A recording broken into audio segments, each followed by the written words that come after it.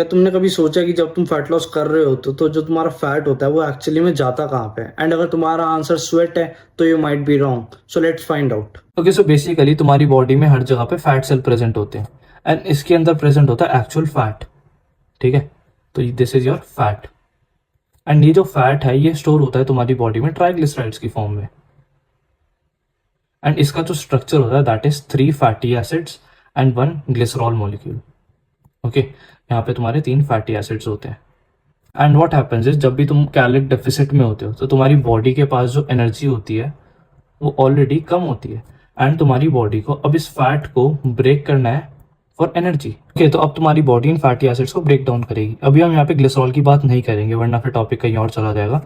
तो बेसिकली अब तुम्हारी बॉडी को फैटी एसिड्स को तोड़ने के लिए ऑक्सीजन की जरूरत है एंड जो तुम्हारा फैटी एसिड्स होता है ये बनता है CHO, बेसिकली कार्बन से, हाइड्रोजन से एंड ऑक्सीजन से। ओके, तो जब तुम्हारी बॉडी ऑक्सीजन के साथ मिल जाती है तो फैटी एसिड को ब्रेक डाउन कर देती है when ever the body requires energy.